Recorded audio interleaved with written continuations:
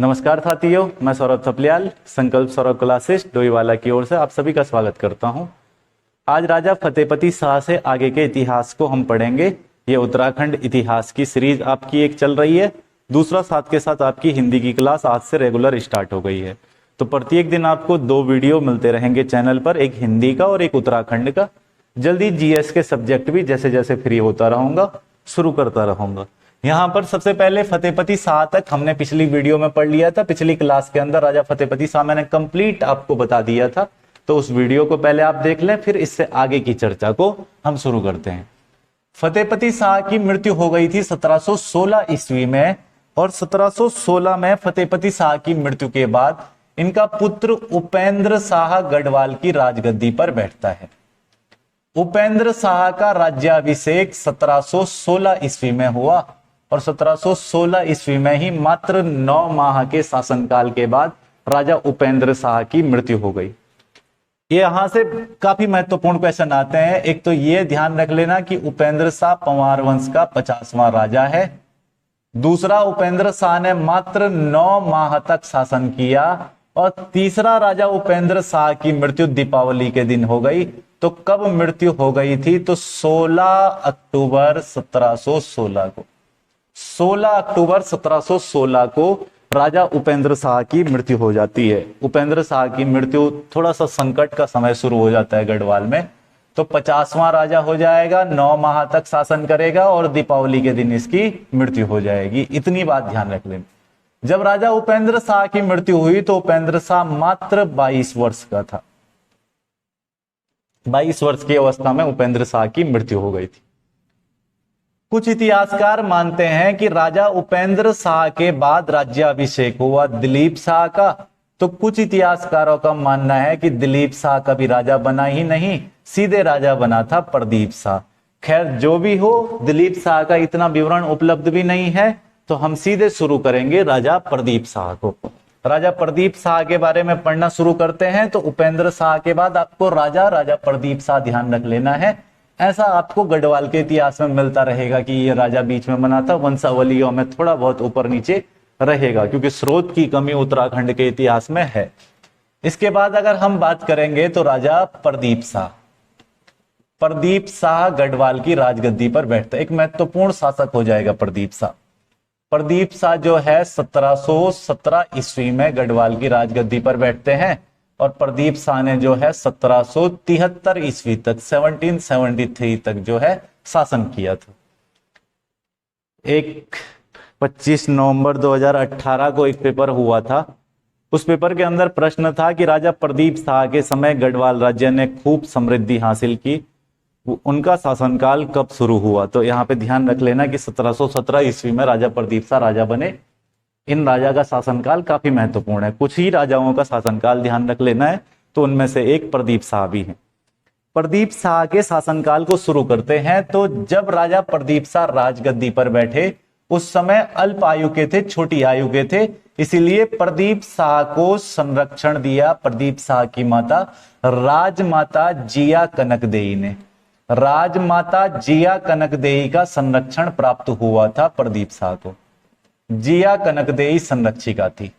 और महत्वपूर्ण बात यह है कि जिया कनकदेई के संरक्षण काल को गढ़वाल के इतिहास में रानी राज कहा जाता है। रानी राज कहा जाता है गढ़वाल के इतिहास में जिया कनकदेई के संरक्षण काल को। तो जब भी आपसे पूछेगा रानी राज किसका संरक्षण काल, तो जिया कनकदेई का संरक्षण काल रानी राज कहलाता है। आगे राजा प्रदीप शाह के बारे में ऐसी जानकारी मिलती है कि प्रदीप शाह के समकालीन कुमाऊं के अंदर राजा था इस समय पे, शुरुआत के समय पे देवीचंद। अब आपको देवीचंद के बारे में थोड़ा बहुत तो पता ही होगा। जब गढ़वाल में पंवार वंश चल रहा था तो कुमाऊं में चंद वंश चल रहा था। गढ़वाल का राजा इस समय प्रदीप शाह है, और कुमाऊं का शासक इस समय पे देवीचंद है। कुमाऊं में आपको यहाँ पे 2-3 राजा अक्सर अभी यहाँ पे पढ़ने को मिलेंगे प्रदीप शाह के समय में। एक तो देवीचंद हो गया, दूसरा डोटी कल्याण चंद आपको पढ़ने को मिलेगा, तीसरा आपको राजा पढ़ने को मिलेगा दीपचंद। तो ये पढ़ने को आपको मिलेंगे राजा समकालीन शासकों में। समकालीन कुमाऊं की राजगद्दी पर इन शासकों के नाम मिलेंगे। उनमें से जो राजा देवीचंद था, जो सबसे शुरुआती राजा प्रदीप शाह के साथ था, कुमाऊं की राजगद्दी पर। तो देवीचंद के बारे में कहा जाता है कि ये थोड़ा सा पगला टाइप का राजा था, इसीलिए इसे कुमाऊं का मोहम्मद बिन तुगलक भी कहा जाता है।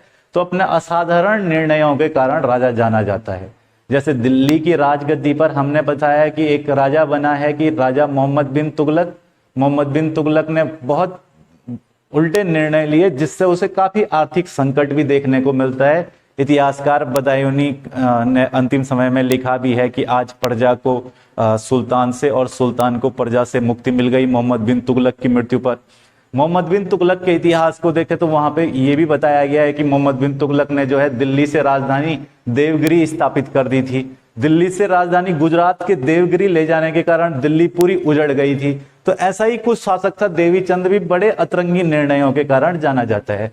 जैसे आपको बता दूं, एक बार देवीचंद ने हवाल बाग, अल्मोड़ा में हवाल बाग है, तो हवाल बाग के चीड़ के पेड़ों को देवीचंद ने कपड़े पहना दिए, ये बोल करके कि चीड़ के पेड़ों को ठंडा लगता है, इसलिए इन चीड़ के पेड़ों को कपड़े पहना दो। ठंडियों के समय में चीड़ के पेड़ों को ही कपड़े पहना दिए। तो शुरुआत के समय में ऐसा राजा प्रदीप शाह के साथ है। तो ऐसी जानकारी मिलती है कि देवीचंद ने भी सोचा कि मैं भी आक्रमण करूंगा अपने पूर्वजों की तरह गढ़वाल पर, जैसे बराबर युद्ध होता ही रहता था। तो 1723 ईस्वी में देवीचंद ने गढ़वाल के बधानगढ़ क्षेत्र पर आक्रमण किया और ये युद्ध जो है रणचूला घाट के पास हुआ, इसलिए इस युद्ध को रणचूला घाट का युद्ध कहा जाता है। तो पेपर के अंदर मोस्ट इंपोर्टेंट प्रश्न आएगा, रणचूला घाट का युद्ध कब हुआ? तो 1723 ईस्वी में यह युद्ध हुआ था। किस किस के बीच में हुआ था? तो देवीचंद और प्रदीप शाह के बीच में यह युद्ध हुआ था। हालांकि राजा प्रदीप शाह उस समय पे इतने सशक्त शासक नहीं थे और गढ़वाली सेना की जो है रणचूला घाट के युद्ध में हार होती है। गढ़वाली सेना इस युद्ध में हार गई थी, राजा प्रदीप शाह इस युद्ध को हार गए थे। कहते हैं इसके बाद देवीचंद का और ज्यादा हौसला बुलंद हुआ और उसने तय कर लिया, कसम खा ली कि अब तो मैं गढ़वाल की राजधानी को विजिट करूंगा। और उस समय गढ़वाल की राजधानी श्रीनगर गढ़वाल हुआ करती थी। श्रीनगर गढ़वाल गढ़वाल की राजधानी थी। देवीचंद ने तय कर लिया कि अब मैं श्रीनगर गढ़वाल को विजिट करूंगा। कहते हैं देवीचंद के साथ श्रीनगर गढ़वाल को अब देवीचंद जीतना चाह रहा है, तो ऑब्वियस सी बात है दूसरी बार युद्ध करेगा। थोड़ा इसी के कुछ समय बाद एक और युद्ध होता है श्रीनगर गढ़वाल जीतने के क्रम में देवीचंद के साथ। उस युद्ध को गणाई का युद्ध कहा जाता है और गणाई के युद्ध में गढ़वाली सेना की जीत हो गई। गढ़वाली सेना इस युद्ध को जीत जाती है, राजा प्रदीप शाह इस युद्ध को जीत जाते हैं। देवीचंद हार गया, उसका सपना श्रीनगर जीतने का सपना ही रह गया था। लेकिन मैंने आपको बताया ना, देवीचंद बड़ा मनमौजी प्रकार का आदमी था। उसको इस बात से बहुत ज्यादा दुख हुआ नहीं कि मैं श्रीनगर नहीं जीत पाया। देवीचंद वापस गया, वापस जाकर के अल्मोड़ा, अपनी राजधानी, कुमाऊं के चंद राजाओं की राजधानी अल्मोड़ा थी, अल्मोड़ा गया और अल्मोड़ा की राजगद्दी पर बैठा। सामने ही, अल्मोड़ा के ठीक सामने एक पहाड़ी का नाम श्रीनगर रख दिया। वहां श्रीनगर एक पहाड़ी का नाम रख दिया और बिना खून खराबे के उस श्रीनगर पहाड़ी को जीतने का धूमधाम से विजय उत्सव मनाया कि चलो कोई बात नहीं, गढ़वाल की राजधानी नहीं जीत पाए तो अपने ही यहां एक श्रीनगर बना करके और उसी को जीत लिया। इसीलिए मैंने कहा ये पगला राजा इसको कुमाऊं के इतिहास में कहा जाता है। यहां पे देखेंगे तो श्रीनगर को देवीचंद नहीं विजिट कर पाया था। इसके बाद राजा प्रदीप शाह का शासनकाल आगे चलते हैं तो कुछ इतिहासकार, अब यहाँ पे एक बहुत महत्वपूर्ण प्रश्न है, ध्यान देंगे। जैसे प्रदीप शाह के कुछ इतिहासकारों ने माना है कि 5 भाई कठैत राजा फतेहपति शाह के समकालीन थे और कुछ इतिहासकारों ने माना है कि 5 भाई कठैत जो है वो प्रदीप शाह के समकालीन थे। जब भी पेपर में आपके पास पूछेगा कि 5 भाई कठैत किसके समकालीन थे, तो ऐसे में 2 ऑप्शन एक साथ आपके पास नहीं होंगे, इसकी चिंता मत करना। अगर होंगे तो ऑब्वियस सी बात है प्रश्न डिलीट हो जाएगा। कभी नहीं बोलेगा कि फतेहपति शाह और प्रदीप शाह एक साथ नहीं देगा, तो याद रख लेना है कि या तो फतेहपति शाह के समय और या तो प्रदीप शाह के समय में। ऐसा माना जाता है कि भाई 5 भाई कठैत थे इस समय पे, 5 भाई कठैत बंधु थे, जिन 5 भाई कठैत बंधुओं ने बड़ा आतंक मचा करके रखा। तो हम राजा प्रदीप शाह में ही पढ़ लेते हैं, प्रदीप शाह में पढ़ लेते हैं कि इस समय 5 भाई कठैत बंधु थे। 5 भाई कठैत बंधु थे। ये 5 भाई कठैत बंधु गढ़वाल में मौजूद थे। ये कौन थे, क्या थे, इसके बारे में ज्यादा कुछ नहीं, बस इतना याद रख लेना कि इस समय गढ़वाल में 5 भाई कठैत थे, जिनके पिताजी का नाम सादर सिंह कठैत था। तो सादर सिंह कठैत के पुत्र थे ये। सादर सिंह कठैत के पुत्र थे, 5 भाई। अब इन पांचों के पांचों को क्या लगा कि राजा अभी छोटा है और संरक्षण गढ़वाल का जो है वो राजमाता के पास है, तो राजमाता तो क्या प्रशासन संभालेंगी, इसीलिए इन 5 भाई कठैतों ने गढ़वाल में गुंडागर्दी करना शुरू कर दिया। इन्होंने गढ़वाल की जनता को लूटना शुरू कर दिया एक तरफ से राजा प्रदीप शाह के समय में। तो ये 5 भाई कठैतों ने गढ़वाल में टैक्स लगा दिए, बड़े उल्टे सुल्टे टैक्स इन्होंने गढ़वाल में लगा दिए, यानी गढ़वाल राज्य पर बड़े अपनी मनमर्जी के कर लगा दिए। इनके द्वारा लगाया गया करों में बहुत प्रसिद्ध कर हैं, जैसे इन 5 भाई कठैतों ने चुलकर को लागू कर दिया, इन 5 भाई कठैतों ने स्यूंदी सुपा कर को लागू कर दिया। तो चुलकर, स्यूंदी सुपा जैसे अमानवीय कर जो है गढ़वाल की प्रजा पर इन्होंने थोप दिए। चुलकर क्या था, तो ऐसा कर इन 5 भाइयों ने लगा दिया कि घर में जितने चूल्हे उतना टैक्स देना पड़ेगा, घर में जितने चूल्हे होंगे उतना टैक्स देना पड़ेगा। और दूसरा क्या कि स्यूंदी सुपा एक ऐसा कर था, स्यूंदी सुपा वह कर था जिसमें यह कहा गया कि घर में जितनी महिलाएं होंगी उतना टैक्स देना पड़ेगा। तो ये बड़े अमानवीय कर थे, ये बड़ा अत्याचार पूर्ण व्यवहार इन 5 भाई कठैतों का रहता है। कहते हैं कि इनके इस व्यवहार के कारण राजमाता ने एक षड्यंत्र के द्वारा इन पांचों के पांचों भाइयों की हत्या करवा दी और इन पांचों के पांचों भाइयों को इस समय पे मार दिया गया। इन 5 भाई कठैतों का वर्तमान समय में स्मारक बना है और यहीं से प्रश्न पूछता है कि 5 भाई कठैतों का स्मारक कहां है, तो ऐसे में उत्तर हो जाएगा पंचभैया खाल में। पंचभैया खाल में इन 5 भाई कठैतों का स्मारक बना हुआ है। ये जगह कहां पड़ती है वर्तमान में, तो पौड़ी गढ़वाल के अंतर्गत ये जगह पड़ती है। कभी भी पेपर में पूछेगा कि 5 भाई कठैतों का स्मारक कहां है, तो पंचभैया खाल में।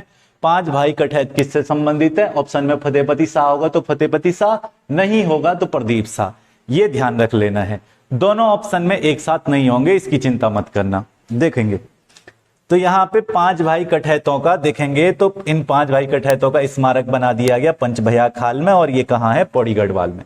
इन्होंने चुलकर गढ़वाल में लागू किया, प्रत्येक चूल्हे पर लगने वाला कर, और दूसरा कर कौन सा था, स्यूंदी सुपा। स्यूंदी सुपा कर कैसा कर था, तो परिवार में जितनी महिलाएं उतना टैक्स देना पड़ता था। ऐसे अमानवीय कर इन्होंने लागू किए। बाद में राजमाता जिया कनकदेई के सुझाव पर ही राजा प्रदीप शाह ने इन करों को समाप्त कर दिया था। आगे चलें तो आगे कुमाऊं के इतिहास के अंतर्गत भी कुछ देखने को मिलता है। कुमाऊं के इतिहास में भी राजा देवी चंद के बाद अगला शासक बन चुका था कल्याण चंद, और कल्याण चंद के समय कहते हैं कि भाई कल्याण चंद की पुत्री की शादी थी। राजा प्रदीप शाह जो है वो बड़े मैत्रीपूर्ण व्यवहार रखने वाले राजा थे सभी के साथ। जैसे इस समय सवाई जय सिंह जो थे उनके साथ भी गढ़वाल राज्य के बढ़िया संबंध थे। तो राजा प्रदीप शाह नहीं चाहते थे कि भाई मैं अपने संबंध खराब करूं, तो कल्याण चंद की पुत्री का विवाह था। अब ये तो नहीं है ना कि प्रदीप शाह ये सोच करके बैठ जाए कि यार मेरे ऊपर तो पहले ही कुमाऊं से आक्रमण हुआ है, तो इनके पूर्वजों ने जब मेरे ऊपर आक्रमण किया है तो मैं इनके यहाँ शादी में निमंत्रण पर क्यों जाऊं। तो प्रदीप शाह स्वयं तो नहीं जाएगा, लेकिन कम से कम सम्मान रखेगा इस बात का, और इसीलिए प्रदीप शाह ने 1731 के दौर में 1731 ईस्वी में राजा प्रदीप शाह ने अपना एक प्रतिनिधि जो है वो कुमाऊं भेजा, और वो प्रतिनिधि गया था कल्याण चंद की पुत्री के विवाह में। कल्याण चंद की पुत्री का विवाह था, और कल्याण चंद की पुत्री के विवाह में 1731 ईस्वी में गढ़वाल से एक प्रतिनिधि जो है वो कुमाऊं में जाएंगे। तो यदि अगर पूछ लिया जाए कि वह कौन प्रतिनिधि थे जो 1731 में गढ़वाल से कुमाऊं गए थे, तो आपका उत्तर होगा भुजबल सिंह। भुजबल सिंह जो है ये गढ़वाल से कुमाऊं प्रदीप शाह के द्वारा 1731 में भेजे गए थे।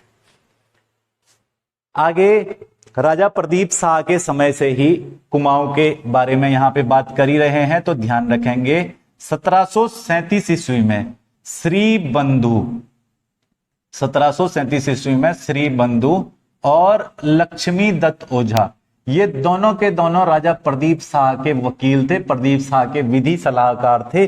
तो श्री बंधु और लक्ष्मी दत्त ओझा, इन दोनों वकीलों को मित्र पत्र वगैरह लेकर के राजा प्रदीप शाह ने जो है कल्याण चंद के दरबार में भेजा था। तो तो पूछ लेगा, यदि पेपर के अंदर क्वेश्चन आएगा कि प्रदीप शाह के वो कौन कौन से वकील थे जो कल्याण चंद के दरबार में गए थे, तो क्या बोलना है, श्री बंधु और लक्ष्मीदत्त ओझा। ये राजा प्रदीप शाह के वकील थे, कल्याण चंद के दरबार में मित्र पत्र वगैरह लेकर के आए थे ताकि मैत्रीपूर्ण व्यवहार दोनों राजाओं के बीच में बना रहे। ये प्रदीप शाह की एक बहुत बड़ी खासियत थी। तो एक तो पहले ही जा चुके हैं जिनका नाम है भुजबल सिंह, ये विवाह में सम्मिलित हुए थे। ये ध्यान रख लेना कब हुए थे, 1731 में। 1737 में दो वकील गए, श्री बंधु और लक्ष्मीदत्त ओझा। आगे कुछ ऐसी जानकारी मिलती है कि इन सभी चीजों के बाद अच्छे संबंध थे राजा प्रदीप शाह और कल्याण चंद के बीच में, बहुत अच्छे संबंध थे, क्योंकि प्रदीप शाह जो है अच्छा राजा था। उन प्रदीप शाह के द्वारा अच्छे संबंध स्थापित किए गए थे। कल्याण चंद कोई खास स्वभाव का राजा नहीं था। डोटी कल्याण चंद अपने अंत समय में बहुत सारे साधुओं की आंखें निकलवा दी, इसलिए कहते हैं कि लास्ट समय में आंखों की रोशनी चले गई थी कल्याण चंद की, बड़े पाप कर लिए थे इसने। ऐसी जानकारी मिलती है कि 1743-44 का दौर उत्तराखंड के इतिहास में एक बहुत महत्वपूर्ण समय है। इस समय को कभी नहीं भूलना है। पेपर के अंदर कभी पूछ लेगा कि रोहिल्लाओं का कुमाऊं पर कब आक्रमण हुआ, तो 1743-44 में कुमाऊं पर रोहिल्लाओं का आक्रमण हो गया। और जब कुमाऊं पर रोहिल्लाओं का आक्रमण हुआ, हालांकि इसको हम कुमाऊं के इतिहास में भी पढ़ेंगे जब कल्याण चंद पढ़ेंगे, तो जब कुमाऊं में रोहिल्लाओं का आक्रमण हुआ 1743-44 में, तो तब कुमाऊं का राजा कौन था, तो कल्याण चंद कुमाऊं का राजा था। गढ़वाल का राजा कौन था, प्रदीप शाह था। रोहिल्ला नेता था जिसका नाम था अली मोहम्मद खां। अली मोहम्मद खां अपने 3 सेनापति और लेकर के आता है अपने साथ और कुमाऊं पर आक्रमण कर देता है। अली मोहम्मद खां अपने 3 सेनापति लेकर के आया था, सरदार खां, पैदा खां, 1-2 और थे, वो सब लेकर के आया और आक्रमण कर दिया कल्याण चंद के ऊपर। कल्याण चंद जो है इस युद्ध में बड़े, कल्याण चंद ने जो है काशीपुर में अपने सेनापति को भेजा, वहां काशीपुर का युद्ध होता है। हालांकि शिवदेव जोशी जो था कल्याण चंद का सेनापति, वो एक बहुत विद्वान व्यक्ति था, उसने काशीपुर को बड़े अच्छे तरीके से संभाला। इसीलिए जब कल्याण चंद की मृत्यु हो जाती है तो अपनी मृत्यु के समय बोलता है शिवदेव जोशी को कि तुमने काशीपुर को जिस प्रकार से सुरक्षित रखा, उसी प्रकार से तुम्हें मेरे पुत्र का भी ध्यान रखना है, वो अभी छोटा है। दीपचंद जो है उसको गूंगा राजा भी कहा है ना फ्रांसिस हैमिल्टन ने, इसके बाद राजा बनेगा, तो वो कहानी अलग, वो डिटेल में ज्यादा हमको पढ़ने को मिलेगा कुमाऊं के इतिहास में। यहाँ पे कल्याण चंद खैर कुमाऊं का शासक है अभी, और कल्याण चंद के समय 1743-44 में रोहिल्लाओं का आक्रमण हुआ। जब रोहिल्लाओं का आक्रमण हुआ तो कल्याण चंद जो है इस बात से बहुत ज्यादा घबरा गया। अब कल्याण चंद करे तो करे क्या। युद्ध हुआ, परिस्थितियां कुछ ऐसी थी कि रोहिल्ला बहुत ज्यादा शक्तिशाली थे, वो आगे बढ़ते हुए उन्होंने अल्मोड़ा के क्षेत्र तक अपना अधिकार करना शुरू कर दिया, यानी कल्याण चंद की राजधानी तक के क्षेत्र को जीतना शुरू कर दिया। अब कल्याण चंद के पास एक ऑप्शन था कि वो राजा प्रदीप शाह की मदद ले, और वही कल्याण चंद ने किया। वो भाग करके राजा प्रदीप शाह के शरण में आ गया। तो प्रदीप शाह के शरण में ले लिया, प्रदीप शाह ने अपने शरण में ले लिया था कल्याण चंद को रोहिल्लाओं के आक्रमण के समय। यानी समझ में आ रहा होगा अभी संबंध काफी अच्छे हैं दोनों राजाओं के बीच में। यहीं तक नहीं, बल्कि राजा प्रदीप शाह और कल्याण चंद दोनों की संयुक्त सेना ने, एक तरफ राजा प्रदीप शाह और प्रदीप शाह साथ दे रहा है कल्याण चंद का, क्योंकि आक्रमण तो कल्याण चंद के ऊपर हुआ, तो प्रदीप शाह और कल्याण चंद इन दोनों की संयुक्त सेना ने एक साथ युद्ध किया रोहिल्ला नेता अली मोहम्मद खां से। परंतु रोहिल्ला बड़े शक्तिशाली थे, इसलिए इन दोनों की संयुक्त सेना भी रोहिल्लाओं के आगे नहीं टिक पाई। सबसे बड़ी बात यह है कि यह उत्तराखंड के इतिहास का पहला वाक्य है, पहला मौका है उत्तराखंड के इतिहास का जब गढ़वाल और कुमाऊं की संयुक्त सेना मिलकर के किसी विदेशी का सामना कर रही थी। तो इन्होंने विदेशी का सामना किया लेकिन हार गए, इतनी शक्तियां नहीं थी। तो रोहिल्लाओं ने कहा कि भाई एक तो हमने कुमाऊं पर अधिकार कर रखा है, ऊपर से तुम 2-2 लोग लड़ाई करने के लिए आ रहे हो, तो इसीलिए अब हम कुमाऊं के क्षेत्र को खाली नहीं करेंगे, और खाली करेंगे तो एक ही शर्त पर करेंगे, और वो शर्त ये है कि तुम्हें संधि करते हुए हमें 3 लाख रुपए देने पड़ेंगे। संधि करते हुए हमें 3 लाख रुपए देने पड़ेंगे। कल्याण चंद को कहा कि भाई 3 लाख रुपए देंगे जब, तभी अल्मोड़ा के क्षेत्र को खाली करेंगे। कल्याण चंद ऐसा शासक था जिसके राजकोष में पैसे ही नहीं बचे हुए थे। उसका कारण राजा देवीचंद बड़े उल्टे उल्टे निर्णय लिए, सारे पैसे लुटा दिए, सारे पैसे राजकोष के पैसे खत्म कर दिए। कल्याण चंद ने चेक किया तो चंद राजाओं के सेविंग अकाउंट में एक भी रुपया नहीं था। अब करे क्या? तो ऐसे में गढ़वाल का राजा जो था प्रदीप शाह को ही बोला कि महाराज मदद कीजिए। तो प्रदीप शाह ने कितनी मदद की देखो, एक तो युद्ध में भी गया कल्याण चंद के साथ, दूसरा देखेंगे तो इस समय पे प्रदीप शाह कहते हैं कि 3 लाख रुपये संधि के जो है वो प्रदीप शाह के द्वारा अदा किए गए राजा कल्याण चंद के लिए। तो ये था रोहिलाओं का आक्रमण। यहां पर तक राजा प्रदीप शाह के समय की थोड़ा सा कुमाऊं से परिस्थितियां समझी हमने। 2 राजाओं का कुमाऊं में हमने समझ भी लिया, एक तो देवी चंद का समझा और दूसरा कल्याण चंद के समय को भी हमने समझ लिया। इसके बाद राजा दीप चंद के समय प्रदीप शाह कुमाऊं पर आक्रमण कर देगा और वापस गढ़वाल और कुमाऊं के संबंध जो है वो खराब हो जाएंगे। ऐसी जानकारी मिलती है कि जब रोहिलाओं ने कुमाऊं पर आक्रमण किया तो इसके कुछ समय बाद रोहिला नेता जो थे जिसका नाम था नजीब खां, उसने 1757 के दौर में राजा प्रदीप शाह पर ही आक्रमण कर दिया। तो 1757 में रोहिलाओं ने गढ़वाल पर आक्रमण कर दिया और इस समय गढ़वाल पर आक्रमण करने वाला रोहिला नेता जो था उसका नाम था नजीब खां। तो किस रोहिला सेनापति ने गढ़वाल पर आक्रमण किया? तो नजीब खां। और किस रोहिला सेनापति ने कुमाऊं पर आक्रमण किया? तो अली मोहम्मद खां। 1757 में गढ़वाल पर आक्रमण कर देता है नजीब खां और नजीब खां ने इस समय पर आक्रमण करते हुए देहरादून के क्षेत्र को विजित कर लिया। देहरादून को विजित कर लिया और 1757 के बाद से, और अभी रोहिलाओं ने देहरादून को जीत लिया था 1770 ईस्वी तक। जब तक नजीब खां जिंदा रहेगा तब तक देहरादून पर रोहिलाओं का अधिकार रहता है।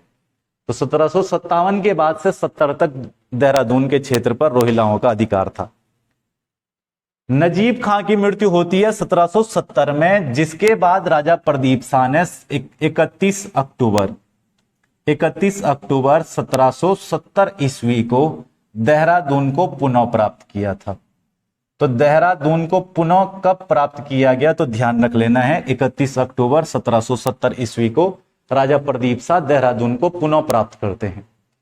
यहां पे राजा प्रदीप शाह ने देहरादून को पुनः प्राप्त किया 31 अक्टूबर 1770 को। इसके बाद की कुछ कहानी मिलती है राजा दीपचंद के समय की। राजा दीपचंद में पढ़ेंगे हम कि वो कौन कौन से कारण थे, जिन कारणों के वजह से अभी यहां देख रहे हैं हम कि भाई राजा प्रदीप शाह ने कल्याण चंद के समय में हेल्प की, इतनी ज्यादा मदद की, और उसके बाद कल्याण चंद के पुत्र दीपचंद पर राजा प्रदीप शाह आक्रमण करने के लिए मजबूर हो गया। तो ऐसे कौन से कारण थे उनको समझेंगे। उसके लिए हमें चंदवंश पढ़ना बहुत जरूरी है। तो चंदवंश में उस पूरी कहानी को समझाऊंगा, यहाँ पे फैक्ट की बात करेंगे। तो ये तो समझ में आ गया होगा कि कुमाऊं पर रोहिलाओं ने 1743-44 में आक्रमण किया, 57 में जो है नजीब खां ने देहरादून पर आक्रमण कर लिया, देहरादून को विजित किया और 1770 के समय तक नजीब खां ने देहरादून पर अधिकार रखा। 31 अक्टूबर 1770 को नजीब खां की मृत्यु हो गई और इसके बाद राजा प्रदीप शाह ने देहरादून के क्षेत्र को विजित किया। हाँ, यहाँ पे एक बात का और विशेष ध्यान रखेंगे कि देहरादून को विजित करने के बाद राजा प्रदीप शाह ने यहां राजभवन धामूवाला में स्थापित करवाया। देहरादून के अंतर्गत जो राजभवन था उसे धामूवाला में स्थापित करवाया, देहरादून के धामूवाला में। ये धामूवाला में कहां से आया? थोड़ा याद करो फ्लैशबैक में, महारानी कर्णावती का संरक्षण काल, राजा पृथ्वीपति शाह का समय। तो मैंने वहां बताया था आपको कि रानी कर्णावती के द्वारा देहरादून में नाग सिद्ध का मंदिर बनवाया गया, नवादा का राजभवन बनवाया गया, इसके अलावा राजपुर नहर बनवाई गई, रिस्पना नहर बनवाई गई, देहरादून का करनपुर कस्बा रानी कर्णावती ने बसाया। तो इस समय पे अगर हम देखेंगे तो 31 अक्टूबर 1770 को जब प्रदीप शाह ने दोबारा प्राप्त किया तो वो राजभवन नवादा से धामूवाला में स्थापित कर देता है। अब ऐसी भी जानकारी मिलती है कि प्रदीप शाह के द्वारा ही इसी समय देहरादून के अंतर्गत कुछ गांव जो है वो सिख मंदिर के लिए दान में दिए गए थे। तो प्रदीप शाह ने कौन कौन से गांव सिख मंदिर के लिए दान में दिए थे? तो उन मंदिरों में एक तो भूपतवाला गांव, दूसरा आपको ध्यान रखना है भूपतवाला, दूसरा गांव दिया था पंडितवाड़ी, भूपतवाला पंडितवाड़ी, और इसके अलावा एक और गांव जो है इस समय पे दान में दिया था। भूपतवाला गांव हो जाएगा, दूसरा गांव आपके पास पंडितवाड़ी हो जाएगा, और तीसरा जो है मियाँ वाला जो है ये प्रदीप शाह के द्वारा सिख मंदिर बनाने के लिए दान में दिए गए थे। तो भूपत वाला हो गया, पंडितवाड़ी हो गया, और मियाँ वाला, थोड़ा देहरादून के नाम याद ही नहीं रहते हैं, निकल जाता है, इतने वाला है सब दिमाग से उतर जाते हैं। तो भूपत वाला, पंडितवाड़ी, मियाँ वाला गांव जो है ये प्रदीप शाह ने सिख मंदिर बनाने के लिए भी दान में दिए थे। इसके बाद आगे की बात करें राजा प्रदीप शाह के समय में, तो राजा प्रदीप शाह का कुमाऊं के राजा दीपचंद के साथ एक युद्ध हुआ था, जिस युद्ध का नाम हमें ध्यान रख लेना है। दीपचंद का मैंने आपको बताया कि कल्याण चंद के साथ प्रदीप शाह के अच्छे संबंध थे, और कल्याण चंद का पुत्र था राजा दीपचंद। राजा दीपचंद के समय में एक चीज का आपको याद रख लेना है कि दीपचंद को शुरुआत के समय में कल्याण चंद के सेनापति ने संरक्षण दिया था, जिसका नाम था शिवदेव जोशी। शिवदेव जोशी ने जो है संरक्षण दिया था, और शिवदेव जोशी के संरक्षण के कारण जो है दीपचंद अपना शासनकाल चला रहा था। तो इस शिवदेव जोशी से युद्ध हुआ प्रदीप शाह का, उसी युद्ध को हम तमा ढोंड का युद्ध कह देते हैं, या तामा ढोंड का युद्ध कह देते हैं। तमा चौरा का युद्ध बोलेगा, तमा ढोंड का युद्ध बोलेगा, तो यही है। तमा ढोंड का युद्ध किस किस के बीच में हुआ था, तो ये युद्ध हुआ था, एक तो राजा प्रदीप शाह, और दूसरा राजा बोलेगा कौन है, तो दूसरा राजा बोल देना है आपको, दूसरा व्यक्ति शिवदेव जोशी। इन दो लोगों के बीच में यह युद्ध हुआ था। इस युद्ध में गढ़वाल राज्य के सेनापति नरपति गुलेरिया मारे गए थे।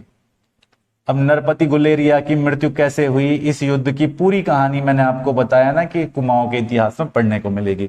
बहरहाल इतना ध्यान रख लेना कि तमा ढोंड का युद्ध किस किस के बीच में हुआ, तो एक तो राजा प्रदीप शाह और दूसरा कुमाऊं में शिवदेव जोशी। इन दो लोगों के बीच में तमा ढोंड का युद्ध हुआ था।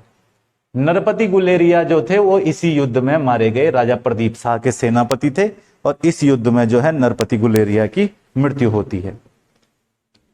आगे प्रदीप शाह के बारे में कुछ आगे की चीजों को देखेंगे, तो राजा प्रदीप शाह से संबंधित कुछ बहुत महत्वपूर्ण चीजें हैं। जैसे राजा प्रदीप शाह के समय में प्लासी का युद्ध हुआ था, बहुत महत्वपूर्ण लड़ाइयां भारत के इतिहास में। भारत के इतिहास में देखेंगे तो 1757 में इसी बीच में प्लासी का युद्ध हुआ। राजा प्रदीप शाह जब गढ़वाल का राजा था तभी 1764 में बक्सर का युद्ध हुआ भारत के इतिहास में। जब राजा प्रदीप शाह राजा था तो उसी समय 1761 में पानीपत का तृतीय युद्ध हुआ। तो राजा प्रदीप शाह के समय ये महत्वपूर्ण युद्ध हुए। एक पेपर के अंदर क्वेश्चन था कि पानीपत के तृतीय युद्ध के समय चंद्रवंश का राजा कौन था, तो राजा दीपचंद उसका आंसर है। ऐसा क्यों पूछा था, क्योंकि कुमाऊं से 400 सैनिक अहमद शाह अब्दाली का सहयोग करने के लिए गए थे मराठाओं के खिलाफ। मराठाओं की नीति थी ना कटक से अटक तक, तो अटक जीतने के चक्कर में वहां अहमद शाह अब्दाली भड़क गया था, उसने भारत पर आक्रमण कर दिया, और उस आक्रमण का परिणाम ये हुआ कि मराठा जो है बुरे तरीके से परास्त हुए पानीपत के तृतीय युद्ध में। ऊपर से राजा दीपचंद ने भी जो है 400 सैनिक भेजे थे पानीपत के तृतीय युद्ध में लड़ने के लिए। कुमाऊं से 400 सैनिक गए थे, इसलिए पूछा था कि चंद्रवंश का वो कौन सा शासक था, पानीपत के तृतीय युद्ध के समय चंद्रवंश का राजा कौन था, दीपचंद। तो कभी पूछ ले गढ़वाल का राजा कौन था, तो ध्यान रखेंगे भारत के इतिहास में प्लासी का युद्ध हो, बक्सर का युद्ध हो, पानीपत का तृतीय युद्ध हो, इस समय पर राजा कौन हो जाएगा, तो राजा प्रदीप शाह। इसके अलावा राजा प्रदीप शाह के राजकवि थे, इनके बारे में मैंने पहले भी बात की है। राजा प्रदीप शाह के राजकवि थे जिनका नाम था मेधाकर शर्मा। मेधाकर शर्मा, और मेधाकर शर्मा के द्वारा लिखी गई प्रसिद्ध पुस्तक है रामायण प्रदीप। इस पुस्तक को हमने पहले भी चर्चा किया राजा अजयपाल वाली क्लास में, तो उस क्लास में आपने समझा होगा इस चीज को। राजकवि कौन हो जाएंगे, तो मेधाकर शर्मा हो जाएंगे। और मेधाकर शर्मा ने कौन सी पुस्तक लिखी है, तो इन्होंने पुस्तक लिखी है राजा प्रदीप शाह के ऊपर रामायण प्रदीप। यह प्रश्न सीधा प्रश्न होगा कि रामायण प्रदीप के लेखक कौन है, तो क्या बोलना है, मेधाकर शर्मा, या मेधाकर शास्त्री भी इनको कहा जाता है। एक बहुत महत्वपूर्ण बात राजा प्रदीप शाह से यह भी ध्यान रख लेनी है कि अभी राजा प्रदीप शाह के शासनकाल से ही शुरू हो जाता है मौलाराम का सिस्टम। मौलाराम का जो सीन है वो राजा प्रदीप शाह के समय से ही शुरू हो जाता है। मौलाराम को सर्वप्रथम किस राजा ने संरक्षण दिया था, तो सर्वप्रथम संरक्षण देने वाले राजा भी कौन थे, प्रदीप शाह। मौलाराम ने गढ़वाल के इतिहास में 4 राजाओं का शासन देखा, प्रदीप शाह, ललित शाह, जयकीर्ति शाह, प्रद्युम्न शाह। तो ये 4 राजाओं का शासन देखा मौलाराम ने। 4 गढ़वाल के राजाओं ने मौलाराम को संरक्षण दिया। दुर्भाग्य ये रहा कि जब गोरखाओं का आक्रमण हुआ तो मौलाराम बड़े जो है खुश थे। गोरखाओं के आक्रमण से मौलाराम को ज्यादा कोई समस्या नहीं थी। पहला गोरखा सूबा गढ़वाल में रणजोड़ सिंह थापा हुआ, तो रणजोड़ सिंह थापा के ऊपर मौलाराम ने रणजोड़ चंद्रिका ग्रंथ लिखा है। तो चार चार राजाओं के संरक्षण काल में रहने के बाद उसके बाद गोरखाओं का साथ तक दिया। तो ये थोड़ा मौलाराम के बारे में ठीक बात नहीं है। मौलाराम कौन थे? तो ये गढ़वाल के इतिहास में चित्रकार थे और मौलाराम के द्वारा कई सारे ग्रंथ लिखे गए। इनके द्वारा कई सारे कवि और चित्रकार दोनों इनको हम कह सकते हैं। गढ़गीता संग्राम इनकी बहुत प्रसिद्ध पुस्तक है। इसके अलावा मौलाराम के चित्र वगैरह जो है वो बहुत महत्वपूर्ण चित्र हैं। इस समय राजा प्रदीप शाह के समय से इनका संरक्षण शुरू हो जाता है। कुल 4 राजाओं का इन्होंने शासन देखा था, प्रदीप शाह, ललित शाह, जयकीर्ति शाह और प्रद्युम्न शाह। तो ये 4 राजाओं के समय में मौलाराम गढ़वाल में उपस्थित थे। गोरखाओं के समय में भी उपस्थित रहेंगे, तो आगे पढ़ने को मिलेगा। अंतिम बात राजा प्रदीप शाह से जो महत्वपूर्ण है वो ये ध्यान रख लेना कि राजा प्रदीप शाह के द्वारा एक मुद्रा चलाई गई थी, मोना शाही तिमासी मुद्रा। तो यदि अगर कभी पेपर में क्वेश्चन होगा कि मोना शाही तिमासी मुद्रा किसके द्वारा चलाई गई थी, तो क्या बोलना है कि मोना शाही तिमासी मुद्रा चलाने वाला राजा कौन था? तो प्रदीप शाह। अब प्रदीप शाह की मृत्यु हो जाती है 1773 में और प्रदीप शाह का पुत्र ललित शाह शासक बनता है। तो आगे की धारावाही में पढ़ेंगे हम राजा ललित शाह को। तब तक के लिए आज इस वीडियो को यहीं पर समाप्त करते हैं। उम्मीद है आपको क्लास पसंद आई होगी। अगर पसंद आई तो वीडियो को शेयर जरूर करना, ज़्यादा से ज़्यादा बच्चों तक जुड़ने का प्रयास रहेगा ताकि सभी को जो है विस्तृत जानकारी इस इतिहास के बारे में मिल सके, अपने इतिहास को जानने का मौका मिले। धन्यवाद। जय हिंद, जय भारत, जय उत्तराखंड।